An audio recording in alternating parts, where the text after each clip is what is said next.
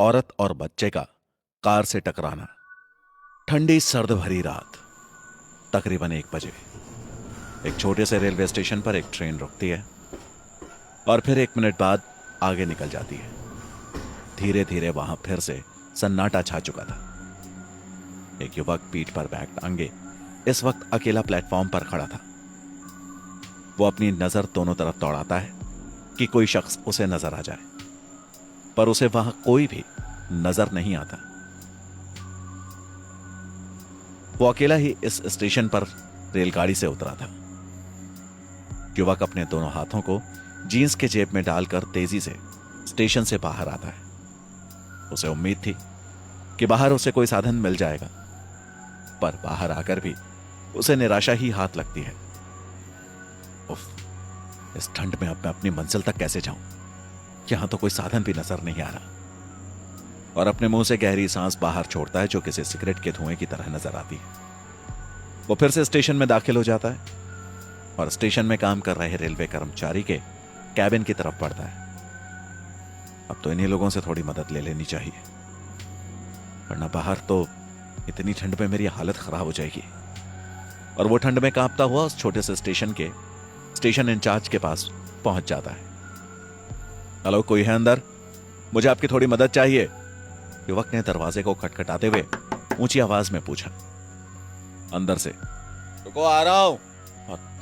और कुछ ही समय में एक 40-45 साल के शख्स ने दरवाजा खोला था। रेलवे कर्मचारी, जी बोलिए, क्या काम है? अगले 2 घंटे तक कोई ट्रेन नहीं है। युवक, जी मैं कहीं जाने के लिए यहां नहीं आया, बल्कि अभी जो ट्रेन यहां से गई है उसमें से उतरा हूं, गांव सुमेरा जाने के लिए। रेलवे कर्मचारी, सुमेरा गांव जाना है? वो भी इस वक्त? गांव तकरीबन 25 किलोमीटर पड़ेगा। कैसे जाओगे इस वक्त? तुम्हें यहां कोई साधन भी नहीं मिलने वाला। युवक, जी आपकी बात ठीक है और मैंने ये अंदाजा लगा लिया है। मैं बाहर दूर तक देख आया हूं, कोई साधन नहीं, इसीलिए आपसे कुछ मदद चाहता हूं। रेलवे कर्मचारी, जी बोलिए, क्या मदद करूं? और थोड़ा अजीब सा मुंह बनाता है ये सोच के कि कहीं ये युवक कहीं यहीं सोने की गुजारिश ना करे, और अपनी उंगली से अपना कान खुजाता है। युवक, देखिए, मुझे इस इलाके की कोई जानकारी तो है नहीं और बाहर भी बहुत ज्यादा ठंड हो रही है। आप सुबह तक मुझे यहां रुकने की इजाजत देंगे? रेलवे कर्मचारी कुछ सोचता है। आपको सवेरा गांव जाना है ना? आपके जाने का बंदोबस्त करवा सकता हूं, पर पैसे थोड़े से ज्यादा लगेंगे। युवक उसकी बात सुनकर मुस्कुरा उठता है। अगर ऐसा हो जाए तो और भी अच्छा, तो आप बंदोबस्त करवा दीजिए। रेलवे कर्मचारी के चेहरे पर भी थोड़ी सी खुशी की मुस्कान आ जाती है। ठीक है। और वो अंदर जाकर अपना फोन उठा लाता है, किसी को फोन मिलाता है। रेलवे कर्मचारी, हेलो हेलो शक्ति, कैसे हो? रेलवे स्टेशन आ सकते हो? एक पैसेंजर है, उसे छोड़कर आना है। शक्ति, अरे यार इस वक्त? ठीक है आ रहा हूं, पर उसको बोल देना चार्ज थोड़ा ज्यादा लगेगा, अभी बाद में बेवजह दिमाग खराब करे। रेलवे कर्मचारी, अरे तुम फिक्र मत करो, मैंने बात कर ली, वो तैयार है, तुम बस फौरन आ जाओ। शक्ति, ठीक है आधे घंटे में पहुंच रहा हूं, और फिर फोन रख देता है। युवक, क्या कहा? आ रहा है या नहीं? रेलवे कर्मचारी, अरे हम बुलाएंगे तो कैसे नहीं आएगा, बस यहां से 10 किलोमीटर आगे ही उसका घर है, आधे घंटे में पहुंच जाएगा, तब तक तुम बैठो, आओ अंदर। युवक उसके साथ अंदर रूम में दाखिल हो जाता है। रेलवे कर्मचारी, यहां पर बैठ जाओ। नाम क्या है तुम्हारा? युवक, जी मेरा नाम वरुण है और मैं बेंगलोर से आया हूं। रेलवे कर्मचारी, ठीक है, पर पहली बार आ रहे हो तो दिन में आना था ना, या फिर अपने किसी जान पहचान वाले को बुला लेते, अकेले ही क्यों चले आए, वो भी रात में? वरुण, बहुत जरूरी काम था सुमेरा गांव में, वहां के सरपंच कालीचरण ने बुलाया है, बस उन्हीं के यहां जाना है। रेलवे कर्मचारी, तो उन्हीं को बुला लेते, तुम्हें लेने आ जाते या किसी को भेज देते। वरुण, दरअसल मैं 2 दिन पहले आने वाला था, पर आ नहीं पाया, और आज जब यहां के लिए चला तो उनका फोन लगना बंद हो गया, इसलिए मैं उन्हें सूचित भी नहीं कर पाया, और फिर यहां पर तो मेरा फोन भी अभी बंद ही है, इसे भी उनके यहां ही पहुंचकर चार्ज करूंगा। रेलवे कर्मचारी, उनका फोन नहीं लग रहा, तो फिर आना क्या जरूरी था? जब दोबारा बात हो जाती तब आ जाते। वरुण, उन्होंने काम ही ऐसा बताया था कि इसलिए सोच समझ कर ही यहां आना पड़ा। पर कोई बात नहीं, उन्हीं के घर जाकर बात हो जाएगी। रेलवे कर्मचारी, हाँ ये बात भी ठीक ही है। यहां तक आ ही गए हो तो तुम उनके घर भी जाकर आ ही सकते हो। क्या पता तुम्हारा फोन जानबूझकर नहीं उठा रहे हो कि आएगा नहीं आएगा, पर तुम फिर भी आ गए। और बड़ी जोर से मुस्कुराता है। वरुण भी उसकी बात सुनकर हल्का सा मुस्कुराता है और कहता है, हाँ ऐसा भी हो सकता है, शायद वो मुझे इग्नोर कर रहे हो, पर अब वहां जाकर ही आ जाता हूं, वरना सुबह वाली ट्रेन से वापस हो जाऊंगा। और तभी स्टेशन कर्मचारी का फोन बजता है।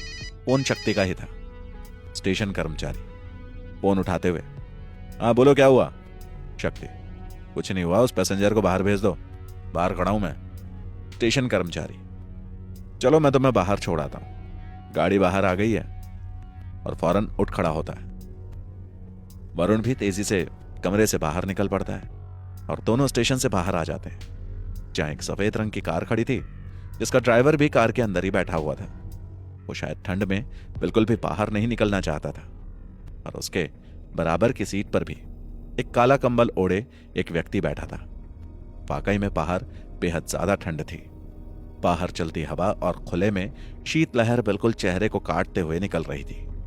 ऐसा लग रहा था कि कोई ठंडे पानी की बारिश मुंह पर पड़ रही हो, और वो भी तड़पाती ठंड में।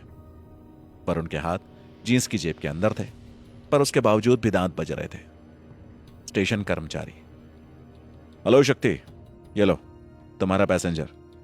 पर उनकी ओर देखते हुए, इतनी रात में भी और ऐसी ठंड में तुम्हारे लिए अपने घर से निकलकर आया है। कुछ 150 ज्यादा मांगे तो इनकार मत करना, वरना अगली बार से किसी और के लिए आएगा भी नहीं।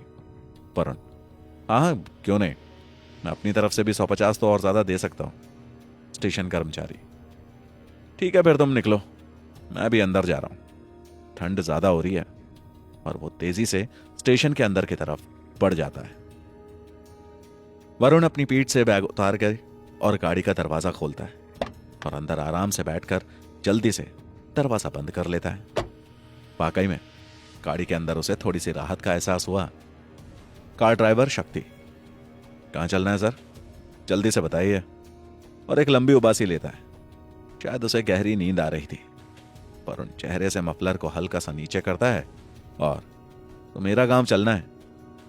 शक्ति, जो अभी तक ठंड से ज्यादा हिल नहीं पा रहा था, अपने भारी भरकम कंबल के बावजूद भी तेजी से पीछे घूमता है, और उसके साथ साथ उसके बराबर में बैठा शख्स भी। शक्ति, प्रताप, क्या नाम लिया भाई ने। प्रताप, तो मेरा गांव जाना है भाई को।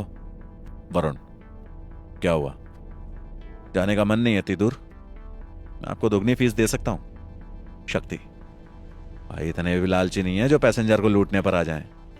पर बात यह नहीं है, इतनी रात को उस रूट पर जाना ठीक नहीं है। और उससे भी बड़ी बात, रात के वक्त उस गांव की सीमा के अंदर कोई दाखिल नहीं हो सकता। सुबह 4 बजे से पहले जाना मुसीबत मोल लेने जैसा है।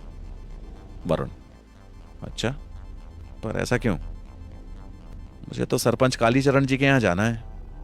देखिए आप चलिए और बेवजह अंधविश्वास में मत पड़िए।